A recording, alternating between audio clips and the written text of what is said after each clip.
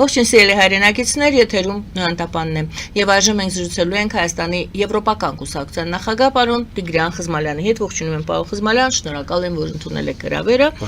Արդեն մի քանի օր է եւ մամուլը եւ հասարակությունը քննարկում են, վիճում են հետևյալ հարցի շուրջ. ով է այդ Կոնստանտին Սոկոլովը, ով ղեկավարելու է 3+ զարգացման հիմնադրամը պետդեպի Միացյալ Նահանգների։ Ես գիտեմ, որ դուք եւս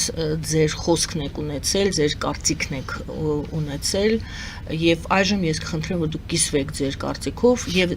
եթե կարողացել եք պրպտել եւ դուրս բերել եւ մեզ ներկայացնել, թե ով է այնուամենայնիվ Կոնստանտին Սոկոլովը, կխնդրեմ, որ ներկայացնեք, համեցեք։ Կոնստանտին Սոկոլովը դա ռուս օլիգարխ է,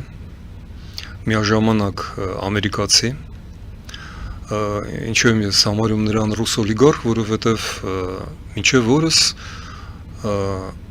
մենք գիտենք իր անունը շատ յուրահատուկ ենթատեքստում, նա սեփականատերներ կամ սեփականատերներից մեկը MTS Viva Cell Rostelecom տեղեկատվական բջջային կապի կապուղիների մի ամբողջ ոլորտի, որոնք առաջ պատկանում էին Wimpelcom ռուսական հատուկ ծառայությունների հետ կապված, դա ակնհայտ է, դա անքննելի է, մի ընկերություններին, ավելի ճիշտ դա պետական մենաշնորհ էր, որը ռուսները ինչպես եւ Գազպրոմը, ինչպես եւ Ռոսնեֆտը, ինչպես եւ երկաթուղիները դրել են Հայաստանի վրա որպես լուծ։ Եվ մենք տեսնում ենք, որ ժամանակ առ ժամանակ ռուսները գերադասում են փոխատեղում կատարել եւ ենթադրենք ինչպես վերջերս պատահեց Թեղուտը նույնպես հիմա 49%-ով պատկանում է մի ընկերությանը, որը ղեկավարում է նույն Կոնստանտին Սոկոլովը։ Երևի մարդիկ գիտեն ինչի մասին է խոսքը, ես մի անգամից սկսեցի ոչ թե նկարագրելուց, թե ինչ է կատարվել։ Իսկ կատարվել է մի շատ կարևոր զավեշտալի բան, որը մեր մտահոգություն էր շուրջ 1 տարի, 11 ամիս, ինչ 25 թվականի օգոստոսին ստորագրվեց տրիպի պայմանագիրը,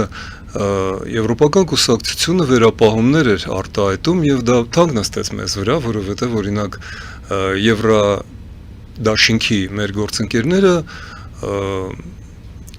կարկառուն ջատագովն են տրիպի, որն են մեր անհանգստությունները, մտահոգությունները, վերապահումները։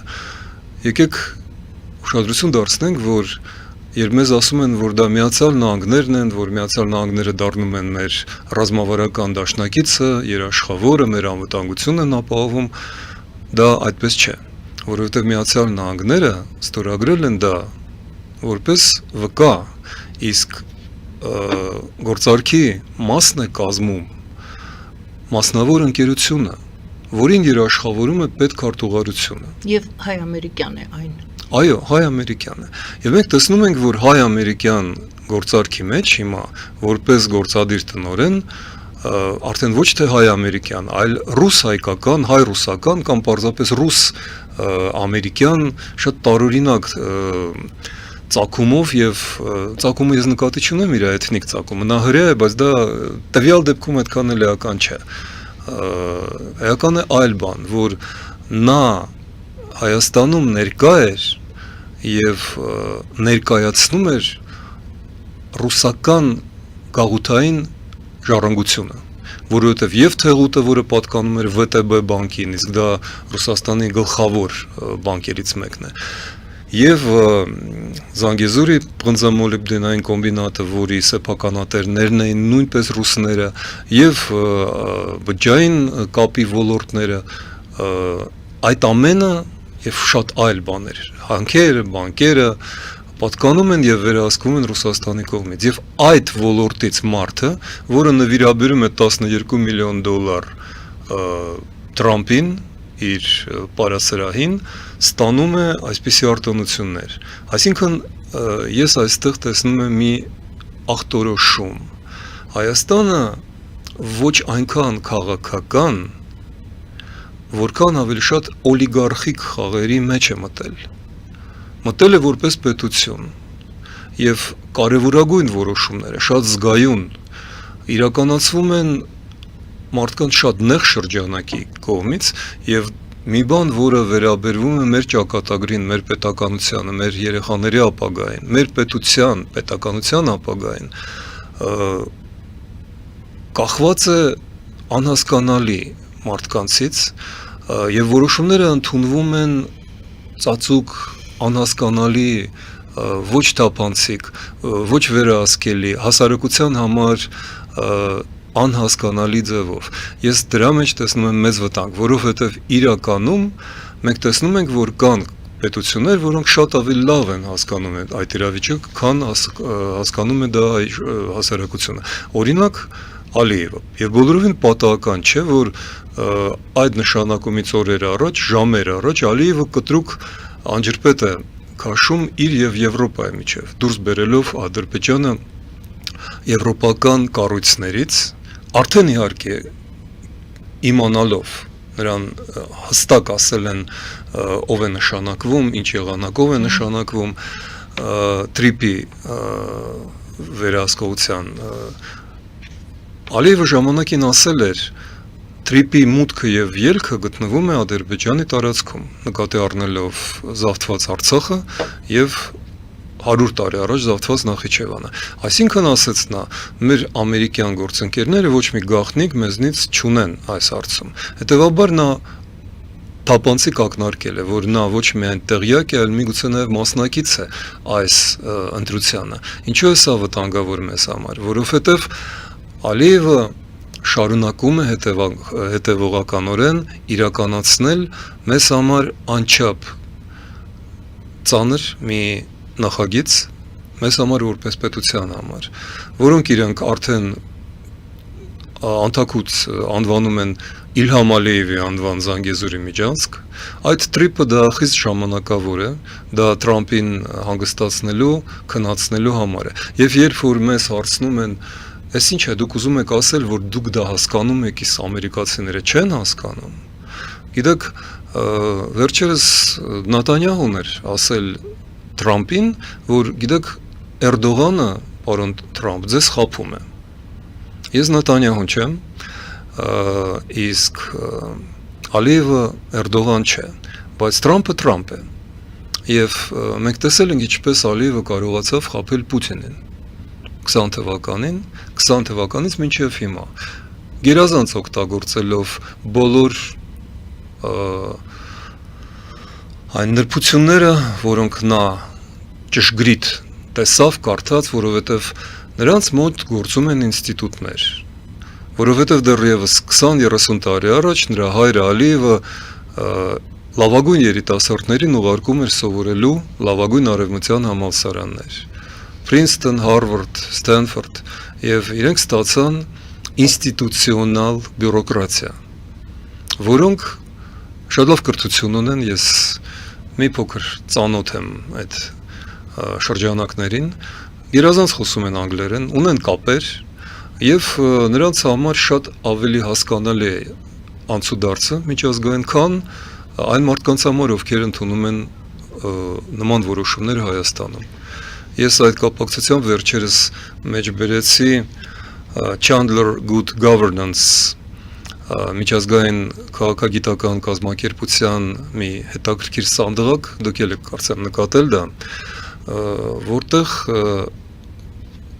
աշխարհի երկրները տրոհվում են, բաժանվում են եւ գնահատվում են ավելի ճիշտ կառավարման արդյունավետության տեսակետից եւ այնտեղ ցնցող մի բան տեսա։ Մեկ կետը վերաբերվում է հեռանկարային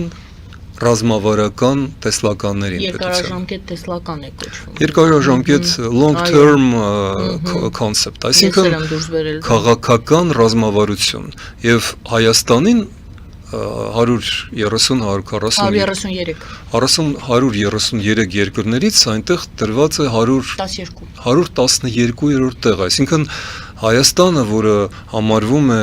ժողովրդավարական կամ կիսաժողովրդավարական երկիր, որը ձգտում է Եվրամիություն եւ այլն, տրված է ամենացածր գնահատականը։ Դա երկարաժամկետ տեսլական է, այստեղ եթե կարելի է ես ներկայացնեմ Ադրբեջանը որերորդ տեղում է եւ Վրաստանը։ Այո, ասեք Վրաստանն այդքան էլ էական չէ։ Չէ, Վրաստանն էլ, որովհետեւ կան այլ ուրեմն ցուցիչներ եւ այդտեղ բոլոր տեղերում Վրաստանը առաջին տեղում է։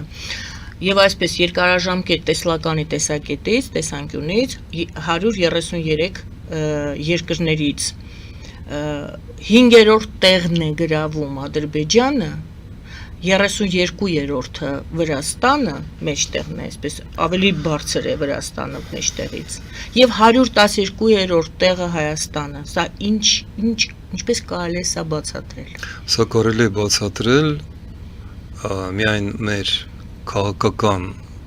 տեսլականի բացակայությամբ, ռազմավարական տեսակետից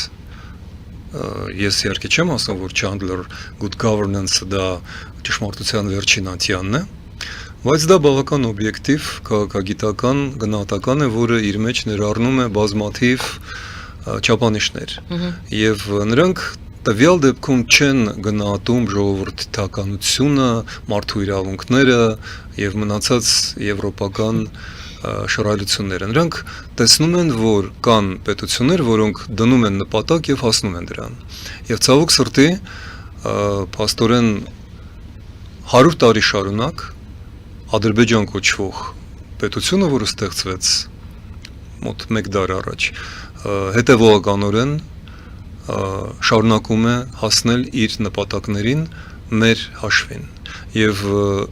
այդ գործընթացը ավարտված չէ։ Ես բարձրացրեցի այդ հարցը, որովհետև հենց այս օրերին, երբ շատերը գնում են արձակուրդ, հուլիս-ավգոստոս ամիսներին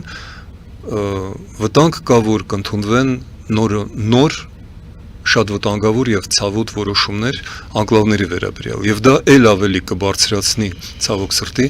Ադրբեջանի տեղը այդ երկարաժամկետ քաղաքական տեսլականների, այսինքն քաղաքական ռազմավարական գնահատականը, իսկ մերը 113-ից ել ավելի քիչն է մեր տարածքի, մեր շահերի, մեր ժողովրդի հաշվին։ Անկլավների հետ կապված կան արդեն ակնարկներ, բայց դեռ հստակ չէ այդպիսի ակնարկներ անդադ լսել ենք, այդ հարցը հիմա չենք կարող քննարկել, որտեղ նյութը քիչ է ակնարկներից բացի, բայց վերադառնանք այդ Triple+-ին եւ այդ Սոկոլովին եւ այդ բոլոր վտանգներին, որի մասին դուք խոսում եք եւ դուք ինքներդ իմ փոխարեն այդ հարցը տվեցիք, մենք տեսնում ենք, հասկանում ենք, Թրամփը չի տեսնում, եթե անգամ դուք ասում եք, որ Նետանյահուն նրան մատնացույց արեց, ասես տես ձեզ քեզ օրինակ Էրդողանը խաբում է, համարենք դուք դա փորձեցիք պատասխանել, որ Թրամփին կարողացել է թուրքական կամ ադրբեջանական կողմը, ու ես կարծում եմ թուրքականի եւ Նետանյահուի միջոցով խաբել։ Դուք կարծում եք խաբված է դա, թե դա այնուամենայնիվ Թրամփն էլ է այդպես տեսնում ղեկավարումը այդ 42 կիլոմետրի։ Կանցնեն հաշված ամիսներ, որովհետև 1.5-2 տարի, ինչքան է մնացել Թրամփին, դա մեծ ժամկետ չէ պատմության համար, քաղաքականության մեջ։ Եվ այն ինչ ես ասում էի եւ ասում եմ հիմա, կասեն շատ շատերը։ Ես որպես ընդդիմադիր ժողովրդավարական կուսակցության ներկայացուցիչ կաշկանդված չեմ ասելու դա, բայց ես հասկանում եմ, որ դա պետական այրերը եւ Հայաստանում եւ Եվրոպայում այդ մասին խոսում են միայն անջատված լսափողներով։ Թրամփը դա եզակի երևույթ է եւ դա մի մարդ է, որը քանդեց ավանդական քաղաքականությունը համաշխարհային եւ դրեց դրա կենտրոնում մի բան, որը Միացյալ Նահանգները երբեք որով Միացյալ Նահանգները չէին առաջնորդվում։ Մարդը դրել է իր անձնական եւ իր նեղ շրջանակի տնտեսական շահերը, որը փորձում է բերել ազգային եւ ներկայացնել որպես Ամերիկայի Միացյալ Նահանգների ազգային շահեր, բայց մենք կլսենք հայտարարակ բաներ այն մասին, թե ինչպես է նա խաղացել բորսայում, իմանալով որ ասենք նավթի գինն է իջնում կամ այսինչ տեղեկատվական Լավ, ընկերությունների դա մարդկային հատկանիշներն եք դուք ընդգծում, պետական քաղաքականությունը Միացյալ Ես Նահանգների։ չեմ խոսում մարդկային հատկանիշների մասին։ Ես խոսում եմ այն մասին, որ նախագահ Թրամփը քաղաքականությունը շատ հաճախ փոխարինում է տնտեսական շահերով ու երբեմն ոչ թե երկրի, այլ նեղ շրջանակի։ Եվ դա շատ արագ հասկացել են որոշ քաղաքական գործիչները։ Եվ մարդիկ, ովքեր ինչպես օրինակ Ալիևը ունի կամ Պուտինը Թրամփի հետ շատ հին հարաբերություններ, օրինակ հայտնի է, որ Ագալարով հայր ու որդին Թրամփի հետ ընկերություն են արել, Թրամփը նկարահանվել է մի հեռուստահոլովակում Ագալարով երգչի համար, իսկ խոսքը գնում է ոչ ավել ոչ պակաս շատ ազդեցիկ Ռուսաստանում ապրող ադրբեջանցի միլիարդատերների մասին, որոնք կառուցեցին Թրամփի անվան աշտարակը Բաքվում, ոչ բոլորը Հայաստանում գիտեն, որ դա կա, այսինքն նրա տնտեսական շահերը ոչ միշտ են համընկնում անգամ Միացյալ Նահանգների ազգային շահերի հետ, հանդգն եմ ասել դա, եւ այդ առումով ավանդական քաղաքականություն այստեղ չի աշխատում, եւ հասկանալով դա Ալիևը, Պուտինը, այսպիսի օպորտունիստները շատ շտապում են եւ փորձում են եւ երբեմն իրենց հաջողվում է հասցնել իրենց նպատակներին, ինչը մենք տեսանք 2020 թվականին պատերազմի վերջին պատերազմի ընթացքում, որը համընկավ Թրամփի վերջի իշխանության վերջի ամիսներին եւ 25 թվականին նրանք նույնպես օգտագործեցին նրա PR կամպանիան, այդ խաղաղություն հաստատելու մոլուցքը, խաղաղության Նոբելյան մրցանակ ստանալու։ Խաղաղության մարդ ասեց, չէ՞ Ալիևը։ Խաղաղության մարդ։ Եվ ի պատասխան լսեց, որ իսկ դուք մեծագույն առաջնորդ եք, դուք ձեր երկրի ազատագրող ուժեղ քաղաքական գործիչ եք եւ այլն եւ այլն։ Այսինքն լեգալիզացվեց տերորիզմը, լեգալիզացվեց ցեղասպանությունը, լեգալիզացվեց կոռուպցիան, կողոպուտը, քաղաքական եւ տնտեսական։ Ահա ինչպիսի իրավիճակ է հիմա եւ տրիպի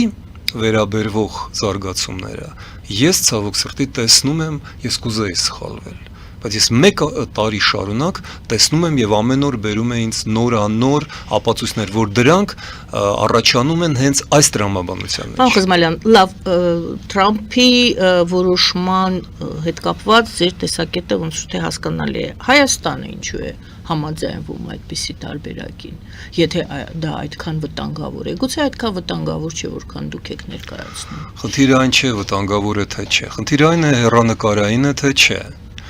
Ես պնդում եմ, որ մեկ տարի առաջ այդ ամենը սկսվել էր բոլորովին այլ քաղաքական իրավիճակում։ Եվ եթե մենք լուրջ ենք խոսում, մենք պետք է հասկանանք Իսրայելի դերը այդ ամեն ինչում։ Եվ մենք պետք է հասկանանք, որ 25 թվականի ամռանը, երբ Իսրայելը եւ Միացյալ Նահանգները առաջին պատերազմն են սկսել Իրանի դեմ, ինչին դա բերեց։ Եվ դա բերեց մասնավորապես նրան, որ արդեն աշնան Իսրայելը համարեց Իրանի հետ հարցերը իր հարցերը լուծված մեծ հաշվով։ Այո, պատերազմը շարունակվում է, բայց հենց այս օրերին Միացյալ Նահանգները կենտրոնացնում են հենց Իսրայելում հսկայական օդուժ։ Եվ սա նշանակում է, որ առաջիկա օրերին Միացյալ Նահանգները եւ Իսրայելը նորանոր հարվածներ են հասնելու Իրանին, այսինքն Իսրայելը հասկանում է, որ այս հարցը լուծվելու է այսպես, այնտեղ ռեժիմի փոփոխություն է սպասվում, եւ Իսրայելը, որը հեռանկարային տեսլականի պետություն է, իրենք տասնամյակներով ու հարյուրամյակներով են մտածում, իրենք արդեն անցել են մյուս թիրախի, Թուրքիայի, ահա ինչու Իսրայելը որոշեց ճանաչել հայոց ցեղասպանությունը, ահա ինչու Իսրայելը Հունաստանի եւ Կիպրոսի հետ է շտապում դաշինք կապել եւ առաջարկում է այդ դաշինքում տեղ Հայաստանին, այսինքն Իսրայելը այլևս հետաքրքրված չէ Իրանը հյուսիսից շրջափակելու գաղափարով, որը դեռ 1 տարի առաջ իր համար Իսրայելի համար կարևոր էր։ Իսկ Իսրայելի ազդեցությունը Միացյալ Նահանգների համար երևի բոլորս հասկանում ենք։ Եվ սա նշանակում է, որ փոխվել է նաև այդ TRIP աշխարհաքաղաքական եւ տնտեսական նախագծի վերջնակետը, եթե մենք նայենք, իսկ որտեղ պետք է տաներ TRIP-ը, Եվրոպայից արևմուտքից դեպի ուր, դեպի Ղազախստան, Ադրբեջան, Թուրքմենիա, ոչ, դեպի Չինաստան։ Եվ 1 տարի առաջ, 1.5 տարի առաջ, երբ Թրամփը դեռ այցելում էր Սի Ցզինպինին եւ ասում էր, առաջարկում էր նրան դաշինք ռազմավարական, Սի Ցզինպինը մերժեց դա։ Մենք հիշում ենք եւ այս ամենը ուղիղ կապ ունի Հայաստանի եւ ուղիղ կապ ունի TRIP-ի հետ։ Հիմա TRIP-ը այլևս կորցրեց Չինաստանի տնտեսական կարիքները սպասարկելու իր ներուժը։ Բացի դա, Չինաստանը երբեք էլ դրա կարիքը չուներ, որովհետեւ վաղուց արդեն կառուցված է Բաքու-Թբիլիսի-Ջեյհան երկաթուղին, որը հենց Չինաստանի բեռների համար էր եւ այդ Բաքու-Թբիլիսի-Ջեյհանը, կներեք, ես ասեցի Ջեյհան, Բաքու-Թբիլիսի-Կարս երկաթուղին։ Բաքու-Թբիլիսի-Ջեյհան դա զուգահեռ անցնող գազամուղ ու նավթամուղն է։ Եվ այդ Կարսի ճանապարհը 10-15%-ով է ընդհանրապես բեռնված։ Այսինքն դա չի օգտագործվում։ Ուրեմն սա տնտեսական նախագիծ չէ TRIP-ը։ TRIP-ը, որը կառուցվում է, երբ կա TRIP-ի փոխարեն վաղուց արդեն կառուցված Բաքու-Թբիլիսի-Կարս, մերոնք չեն հարցնում, իսկ ինչի են սրանք TRIP-ը ուզում կառուցել։ Ու միաժամանակ զուգահեռ կառուցում են Հայաստանը շրջանցող երկաթուղի, որը ոչ թե Գյումրիով է մտնում Նախիջևան, ինչը կա այդ երկաթուղին, եւ ընդամենը պետք է վերանորոգվի մի թեթև, այլ կառուցում են 3 միլիարդ դոլար արժողությամբ Թուրքիայի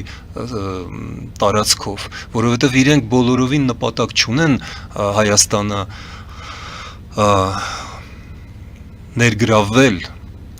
այս նախագծի մեջ։ Սա Հայաստանը շրջանցելու, սա Հայաստանը մեկուսացնելու եւ Հայաստանին մշտապես սպառնալու նպատակ ունեցող նախագիծ է։ Ահա ինչ եմ ես ասում, եւ Միացյալ Նահանգները հիմա բոլորովին չեն ցանկանում Չինաստանի հետ որևէ կապ ունեցող երկաթուղի ֆինանսավորել։ Սա մնում է ուղղակի Թուրքիա եւ Ադրբեջանը միավորող Թուրանի ճանապարհ։ Սա է խնդիրը, որին մերոնք կուրորեն շարունակում են հետևել։ Դե հարցս նա էր ինչու, պարզապես հիշեցնեմ նորից դուք ասացիք, բայց ես այս կոնտեքստում էլ հիշեցնեմ Բայրամովի խոսքերը, որ TRIP-ի ելքն ու մուտքը Ադրբեջանի տարածքն է, գտնվում են Ադրբեջանում, ուստի մեր ամերիկյան գործընկերները մեզ ամեն ինչի մասին տեղեկացնում են, այսինքն նրանք խորհրդակցում են Ադրբեջանի հետ TRIP-ի հետ կապված, խորհրդակցելու արդյունքում մենք ունեցանք սա, եւ իմ հարցն էր, ինչու է Հայաստանը համաձայնվում։ Հայաստանը գիտակցում է վտանգները, թե վտանգները չկան, համոզել են Հայաստանին, կամ Հայաստանը հնարավորություն չունի մերժելու կամ ասելու ոչ։ Այս հարցը ունի կազմված է 3 մասից։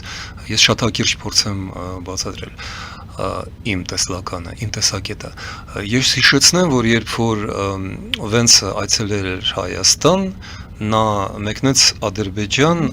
մեծ պատվիրակությամբ, եւ այդ պատվիրակության կազմում էին աշխարհի խոշորագույն կոնցեռնի BlackRock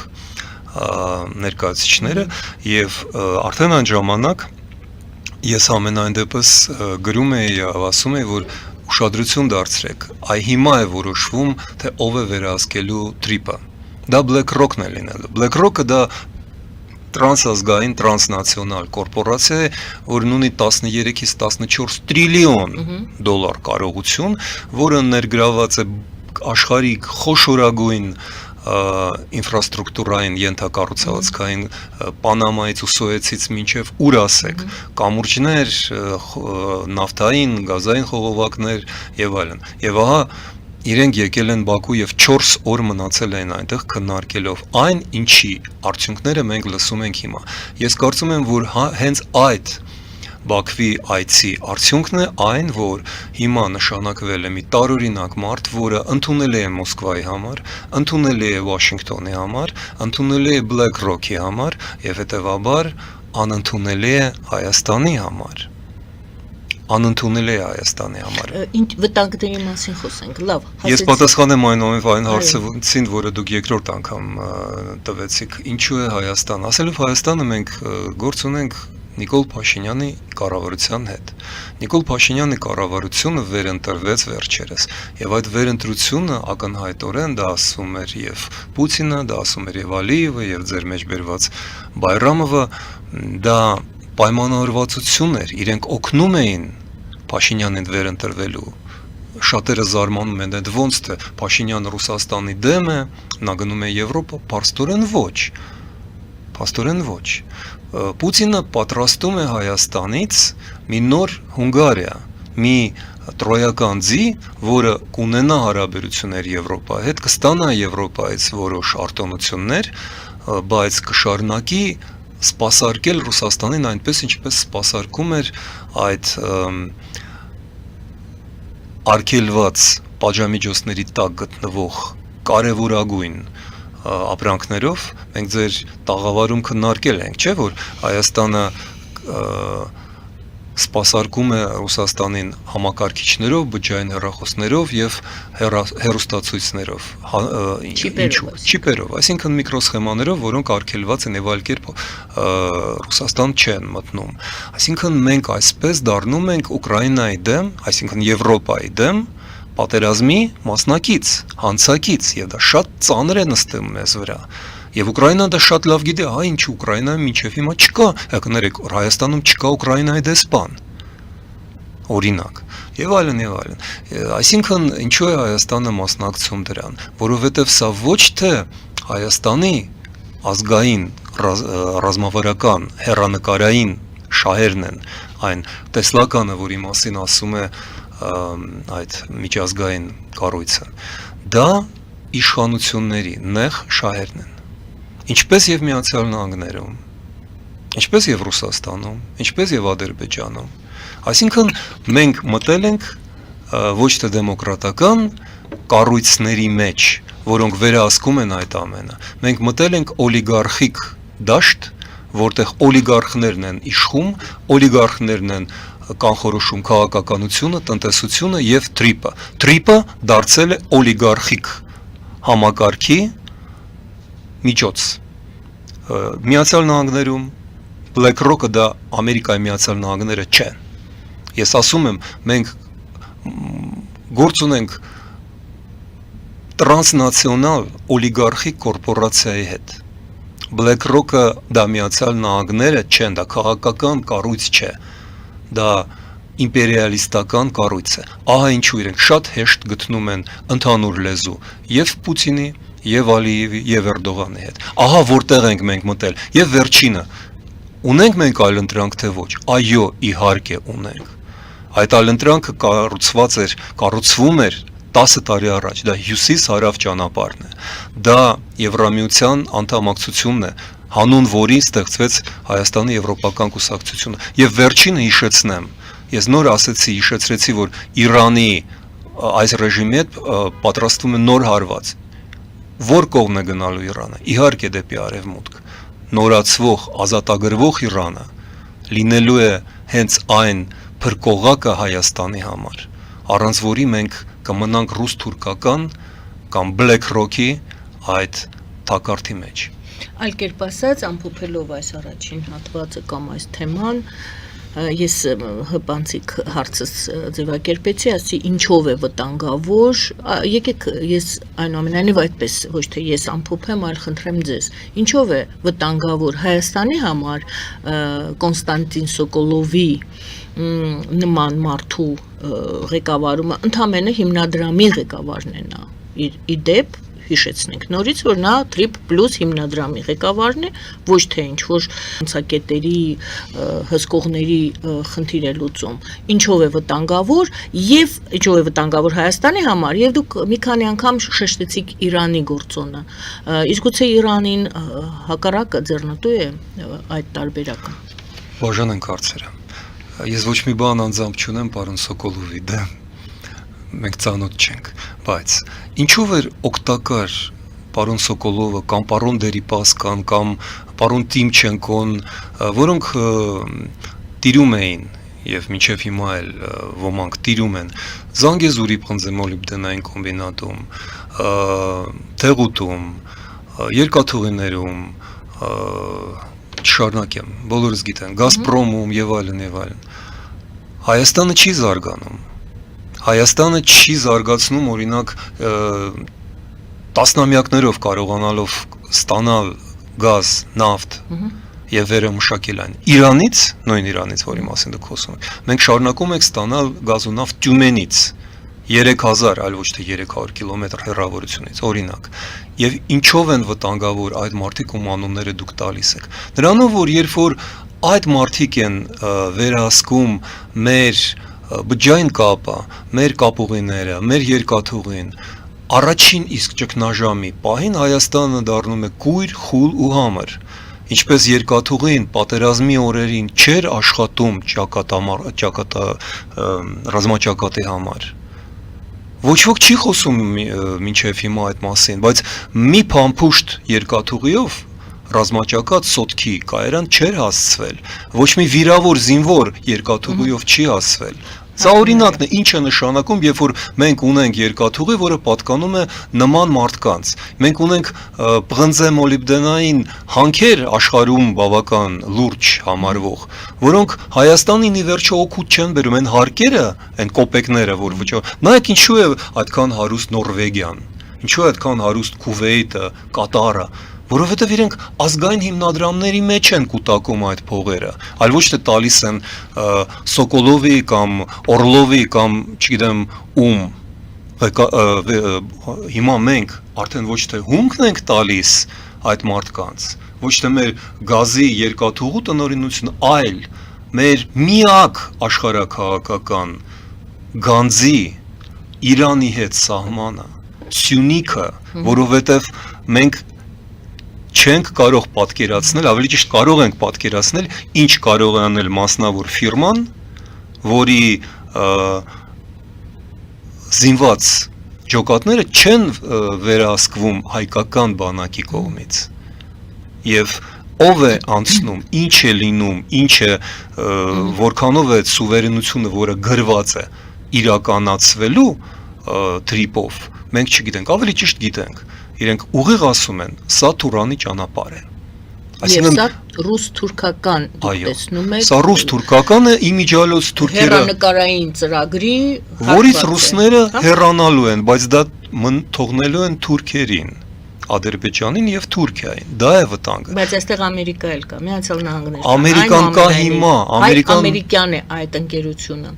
Սիրելիներս, ես հիմա միայն ձեզ չեմ դիմում։ Միացյալ Նահանգները դուրս են բերում զորքերը Եվրոպայից, Գերմանիայից, Ռամշտայնից, Լեհաստան,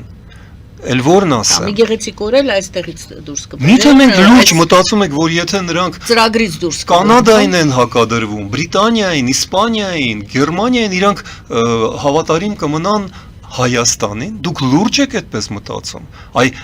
դա է պատճառը, որ Հայաստանը իր ռազմավարական տեսլականներով 112-րդ տեղում է, իսկ Ադրբեջանը 5-րդ։ Ես պարզապես այս օրինակները բերեցի բացատրելու համար, ինչու է այդ սանդղակը այսպիսին։ Շնորհակալ եմ պարոն Խզմալյան, գովազդ հայտարարենք եթերում, գովազդից հետո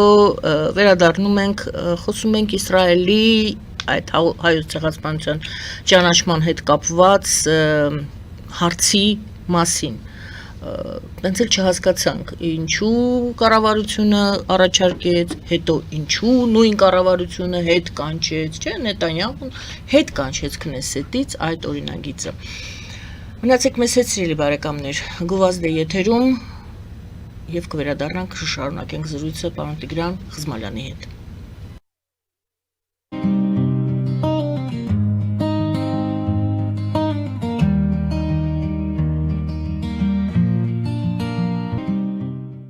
Ֆելիչե ժամանակակից ատամնաբուժական կլինիկա։ Այստեղ հարմարավետությունն ու խնամքն առաջնային են։ Այստեղ կիրառվում են ատամնաբուժական ամենաժամանակակից տեխնոլոգիաներ, ճշգրիտ ախտորոշում, արդյունավետ բուժում, նուրբ փորձառություն եւ անհատական մոտեցում։ Սկսած սովորական մանրուքներից մինչև առաջադեմ ընթացակարգեր, այստեղ դուք գտնվում եք բարձր որակավորում ունեցող եւ փորձառու ատամնաբուժական մասնագետների ձեռքերում։ Մեր բարեկամական եւ հյուրընկալ անձնակազմն այստեղ է յուրաքանչյուր այցը հաճելի դարձնելու համար։ Ֆելիչե, ձեր առողջ եւ ամենաերջանիկ շպիտը սկսվում է այստեղից։ Եկեք եւ բացահայտեք նորարարության, փորձագիտության եւ կարեկցանքի կատարյալ համադրությունը։ Երևան Փոստը Գրանադայի ուզում տեղեկացնում է։ Դրամական փոխանցումներ 1%-ով։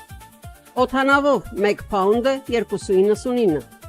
Նավով ուղարկեք 1 արկղ, երկրորդ արկղը անվճար։ Ավտոմեքենաների փոխադրում անհավատալի արժեքներով։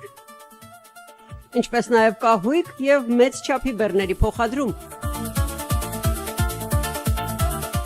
Jackpot հագուստի խանութը երկրորդ մասնաճյուղն է բացել Գլենդելի սրտում, որտեղ կարող եք ձեռք բերել եվրոպական եւ ամերիկյան ընտիր հագուստեղեն, կոշկեղեն, աքսեսուարներ, պայուսակներ ամենահարմար արժեքներով։ Նաեւ կարող եք ցանկացած ապրանք պատվիրել եւ ձեռք բերել կարճ ժամանակում։ Jackpot-ի Գլենդելի հասցեն է 1135 North Pacific Avenue, հեռախոս 818 813 2252։ Jackpot հագուստի լավագույն կենտրոնը Գլենդելում։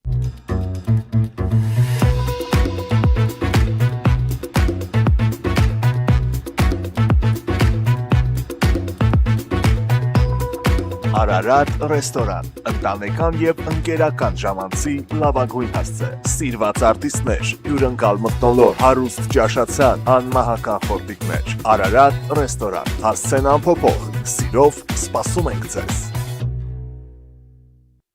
Լավագույն պաղպաղակ, բնական, համեղ եւ մատչելի գներով պաղպաղակը կարող եք ձեռք բերել բոլոր հայկական խանութներում։ Պահանջեք հայկական պաղպաղակ, Թամարա պաղպաղակ։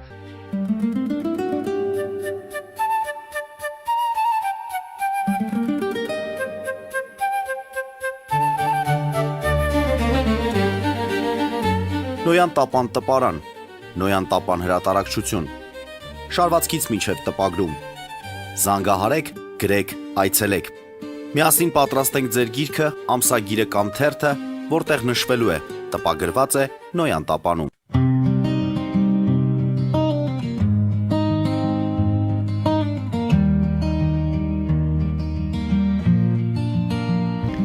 Սիրելի բարեկամներ, հիշեցնեմ, որ մենք զրուցում ենք Եվրոպական կուսակցության նախագահ Տիգրան Խզմալյանի հետ։ Եվ այսպես, պարոն Խզմալյան, Իսրայելի կառավարությունը հետ կանչեց խորհրդարանից հայոց ցեղասպանության ճանաչման իրենց իսկ պատրաստված օրինագիծը, լրահոսերում տարածվում է իսրայելական լրատվամիջոցների հաղորդումը այն մասին, որ դա արվեց Ադրբեջանի ճնշման տակ։ Այստեղ մենք խոսում ենք 3+-ի մասին, Ադրբեջանի ճնշման տակ, այնտեղ խոսում ենք Իսրայելի կառավարության, ուրեմն իր ձեռքով ընդունած որոշումը հետ կանչել Ադրբեջանի, ինչ է տեղի ունենում։ Տեղի ունենում կարևորագույն մի գործընթաց 25 թվականի աշնանը Երուսաղեմը ընդունեց դարակազմիկ եւ մեզ համար անչափ կարևոր մի որոշում։ Ես մեր խոսակցության նախորդ մասում ակնարկեցի, որ Իսրայելում համարում են, որ Իրանի հարցը հիմնականում լուծված է, այսինքն Իրանի այս ռեժիմը թուլացած է, սպանված են բոլոր ռազմական, քաղաքական ղեկավարները եւ ռեժիմի անկումը անխուսափելի է։ Եվ իրենք առանց հապաղելու անցան երկրորդ կամ հաջորդ քայլին։ Հաջորդ քայլը դա իմ տեսակետը չէ, դա Իսրայելի Երուսաղեմի պաշտոնական տեսակետն է,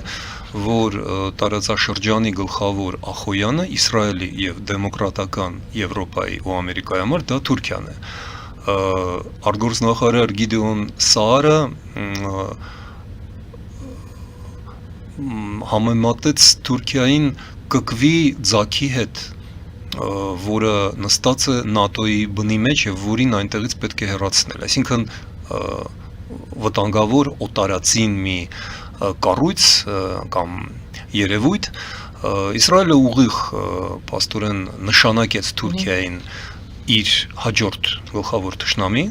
եւ բավական հանգամանալից բացատրում է, որ Թուրքիան եղբայր մուսուլմաններին է աջակցել, Համասին, եւ այլն եւ այլն։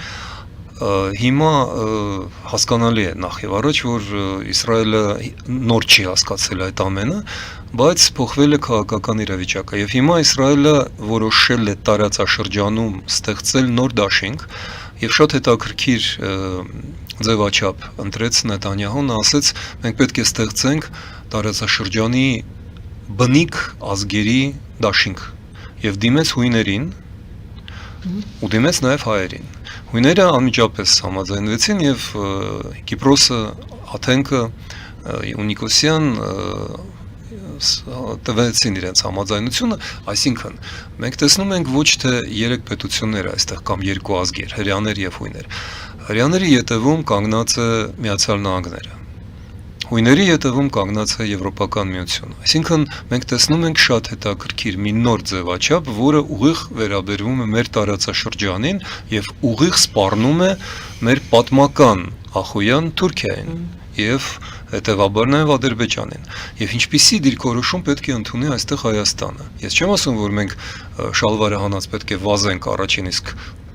շվացնողի ետևից կանչով ոչ, բայց մենք պետք է հասկանանք ինչ է կատարվում։ Եվ այստեղ ոչ թե իշխանությունների կարճաժամկետ շահերը, այլ ազգի, պետության երկարաժամկետ շահերն են կարևոր։ Եթե մենք տեսնում ենք, որ Եվրոպան, Միացյալ Նահանգները, Իսրայելը, իսկ Իսրայելի դերը թերագնահատել անհնար է, ու Հունաստանը, Կիպրոսի հետ միավորվում են ինչ-որ մի նոր ձևաչափում, մենք պետք է հասկանանք, որտեղ է Հայաստանի տեղը։ Արդյոք մենք այնտեղ պետք է լինենք, որտեղ եթե մենք այնտեղ չենք, մենք չեզոք դիրքում չենք կարող մնալ։ Եվ տվյալ դեպքում, ինչու Նեթանյահուն հռչարկեց կառավարության եւ կառավարությունը ընդունեց հայոց ցեղասպանությունը, պարզապես խորհրդարանը պետք է այն վավերացնի։ Եվ իհարկե Բաքվի արձագանքը չէ, որ կանգնեցրել է Նեթանյահուն։ Նեթանյահուն վիճում է Թրամփի հետ։ Նրան Ալիևի հետ վիճել բոլորովին էլ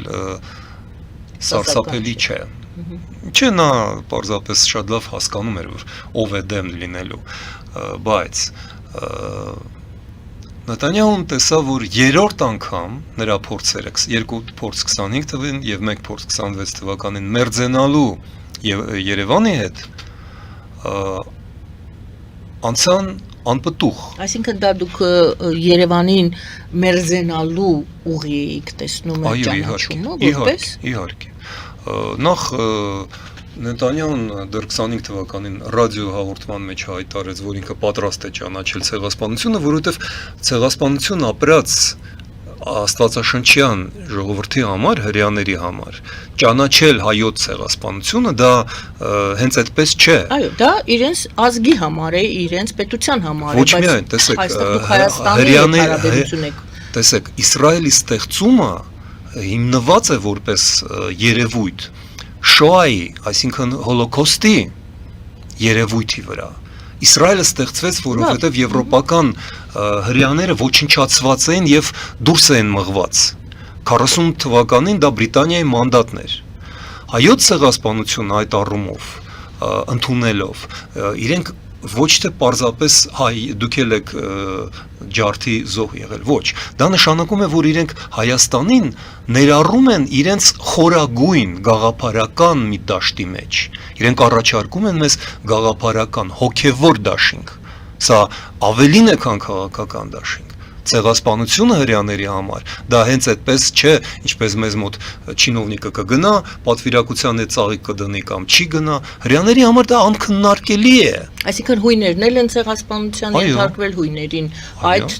տրվածքով, այդ տրամաբանության մեջ են առաջարկել։ Եվ այդ ամենը ուղղված է Թուրքիայի դեմ։ Որպես ցեղասպանություն ապրած ուրեմն։ Եվ տեսեք, վերջին շաբաթվա ընթացքում Եվրամիությունը 3 բանաձև է ընդունել հույների ցեղասպանության, հույների կանանց բռնաբանության դեմ 74 թվականի Կիպրոսի հենց նոր այսօր նոր բանաձև է ընդունված պահանջելով թուրքական զորքերի հեռացումը Կիպրոսից եւ եւս մի բանաձև հայոց ցեղասպանությունը ժխտելու դեմ։ Եվ այդ ամենը արվել էր այն օրերին, երբ որ Անկարայում Թուրքիայում անցնում էր ՆԱՏՕ-ի նիստը, վեաժողով, այսինքն այդ ամենը ցուցադրաբար էր արվում եւ իհարկե իսրայելական լոբին այդ ամենի ետևում կար այսինքն Նետանյահուն տեսնում է որ Երևանը չի հասկանում կամ այլ կերպ է մեկնաբանում Իսրայելի տեսլականը աշխարհակահաղական առաջարկը եւ երրորդ անգամ առաջարկը անելուց եւ մերժում ստանալուց հետո Նետանյահուն ասում է հանում ենք այդ հարցը օրակարգից Պաստորեն Երևանը գերադասում է Անկարայի եւ Բաքվի հետ մնալ, այլ ոչ թե գնալ Աթենքի, Երուսաղեմի, հետեւաբար Բրյուսելի եւ Վաշինգտոնի դաշտ։ Սա է կատարվել եւ այն որ այդ մասին չի խոսվում, դա չի քննարկվում, որ մենք դրա փոխարեն քննարկում ենք ցավոք սրտի սատկած առյուծին եւս ինչ որ մի խանութ, որը վերցրեցին կամ չեն վերցրել գործարան կամ դա ցույց է տալիս, որ մենք անմեղսունակ ենք եւ այդ ամենը տեսնում են դրսում։ Ահա որն է խնդիրը հիմա։ Ես փորձեցի պատասխանել ձեր հարցին Տիկին Այսինքն Հայաստանը ինքը գրքին կամ չի հասկացել առաջարկը, դուք համարում եք, որ սա առաջարկ էր։ Այո, իհարկե։ Հայաստանին ուղղված առաջարկ էր։ Ընդ որում դա գիտեք, այն առաջարկն է, որ մաֆիայի մասին ֆիլմերում ասում են մենք անում ենք առաջարկ, որը դու չես կարող մերժել։ Այդ առաջարկը չի կարելի մերժել։ Չի կարել։ Հայաստանը մերժեց այդ։ Հայաստանը մերժեց։ Ավելի ճիշտ ոչ թե Հայաստանը, Փաշինյանը մերժեց եւ մենք հիմա պետք է Փաշինյանին Ես դրա համար եմ առաջարկում շտաբ վերականգնել, վերակառուցել այդ արտախորհրդարանական, ժողովրդավարական ընդդիմության հետ խոսակցությունը, երկխոսությունը, որ մենք կարողանանք դա քննարկել, որովհետև խորհրդարանում նա բնականաբար կամ իր կուսակցությունում դա վեճ քննարկում, բանավեճ այնտեղ չի ստացվում, ես գիտեմ, նա ինքն էր Այսինքն հանուն հայ ադրբեջանական, հայ-թուրքական հարաբերությունների կարգավորման այնտեղ Հայաստանը չասեց ոչ այդ ռուսական հետք ունեցող Սոկոլովին կամ Ռուսաստանի հետ ինչ որ առնչություն ունեցող Սոկոլովի նշանակումը չասեց ոչ եւ նորից հանուն հայ ադրբեջանական եւ հայ-թուրքական հարաբերությունների կարգավորման Իսրայելին ասեց ոչ։ Ես այլ կերպ կասեի, Իսրայելի առաջարկը, Եվրոպայի առաջարկները դրանք պետական քաղաքականություն են։ Տրիպի հետ կապված պատահական չէ, որ այնտեղ պետություն չի, այլ մասնավոր ընկերություն է։ Տրիպի հետ կապված բոլոր հարցերը մասնավոր են, կոմերցիոն են, օլիգարխիկ են, եւ երբ որ պետությունը փորձում է խաղալ օլիգարխների հետ, այն էլ մի կորպորացիա հետ, որը 14 տրիլիոն կարողություն ունի, ու որը չի ծառայում, որը չունի սահմանադրություն, որը պետություն չէ, որի մեջ կարող է լինել ցանկացած ազգի, ցանկացած շահերով մարդ։ Իրենք առաջնորդվում են միմիայն շահով, ֆինանսական շահերով։ Դա շատ վտանգավոր է մեր պետության համար, շատ։ Ահա ինչու պետք է ինստիտուցիոնալ որոշումներ կատարել։ Եվ Իսրայելը Եվրոպայի հետ մեզ առաջարկել են հենց ինստիտուցիոնալ որոշում։ Եվ հիմա իրենք աշխատում են, միևնույն է իրենք անելու են այնինչ անելու են։ Հենց այս օրերին Իսրայելը փաստորեն կարողացավ համոզել Թրամփին վերադառնալ Իրան եւ հասցնել գործը վերջ ավարտին։ Դուք կտեսնեք այդ ամենը։ Եվ որտեղ է այս ամեն ինչում Հայաստանը։ Հայաստանը խաղացող չի։ Պետք է խաղացող լիներ դեռ։ Հայաստանը պետք է խաղացող լինի ամեն ինչում, ինչ կատարվում է գոնե մեր տարածաշրջանում։ Անպայման չի զորք ուղարկել, ինչպես Հայաստանը զորախումբ էր ուղարկել Սիրիա։ Ինչպես է մասնակցությունը կամ ներկայությունը կամ չգիտեմ արձագանքը պատկերացնում։ Օրինակ, երբ որ Իսրայելը ճանաչում է հայոց ցեղասպանությունը, անմիջապես պետք է արձագանքել։ Անմիջապես պետք է հատուկ գործողություններ կատարել,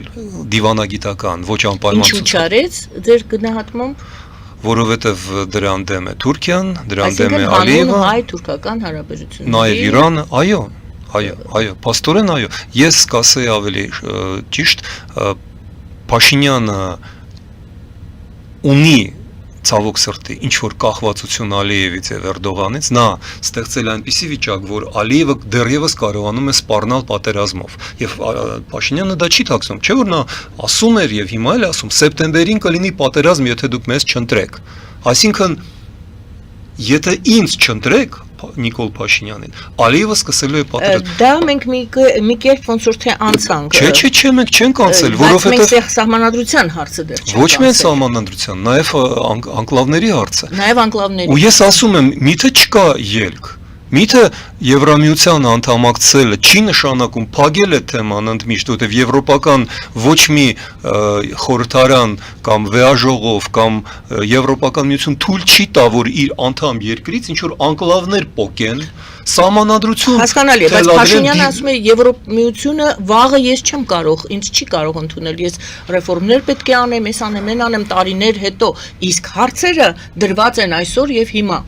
Ընդունել եւ հայտ տալ ընդունելու տարբեր բաներ են։ Մեկ, երկրորդ, Փաշինյանը ցավոք սրտի անցյալ տարի համաձայնվեց Ալիևի կարևորագույն մի պահանջին եւ միասին նրանք պահանջեցին Մինսկի խմբի ծրումը։ Իսկ մեկ շաբաթ առաջ Շուշիում Ալիևը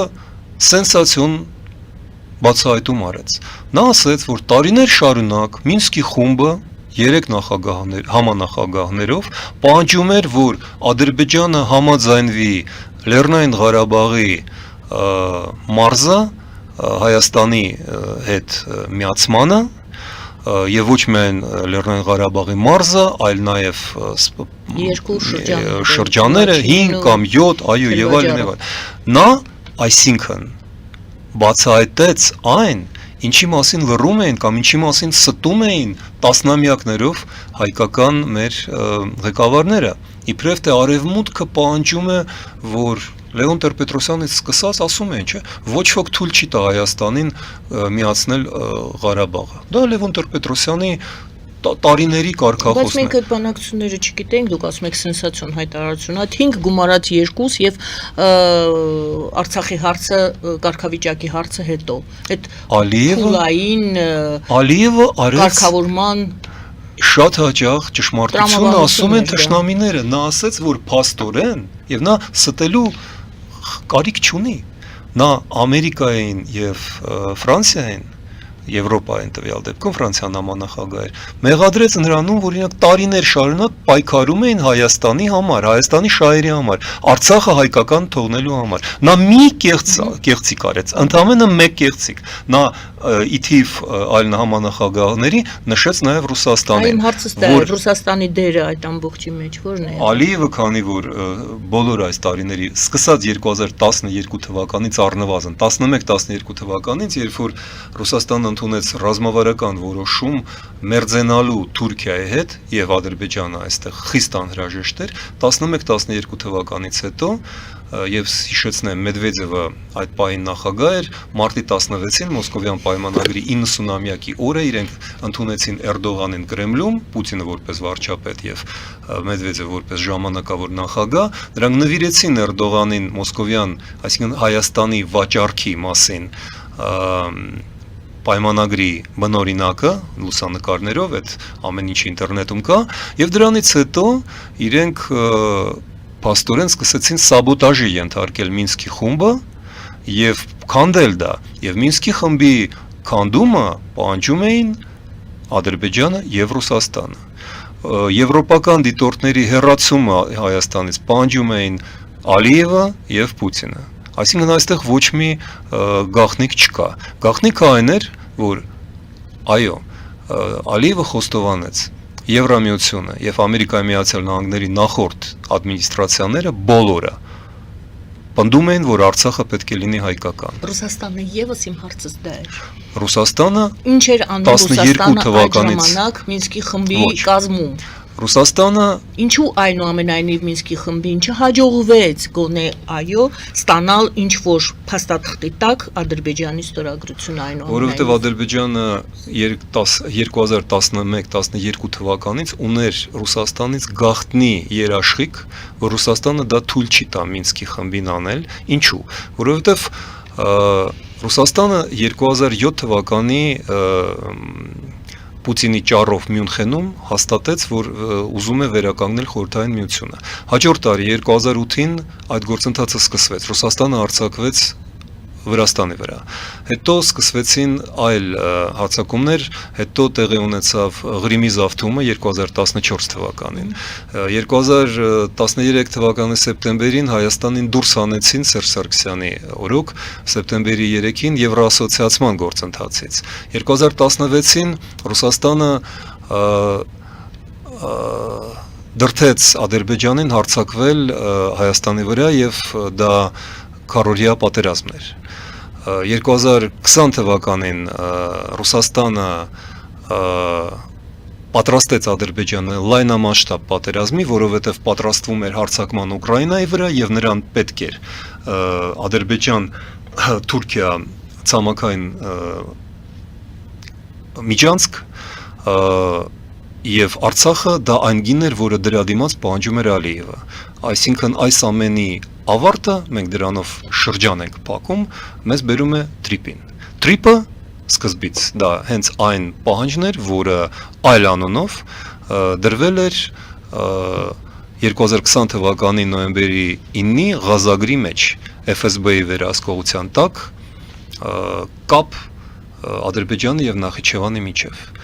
Երբ որ Ադրբեջանը տեսավ, որ Ռուսաստանին չի հաջողվել դա անել, որովհետև Եվրոպան եւ Ամերիկան թույլ չտվեցին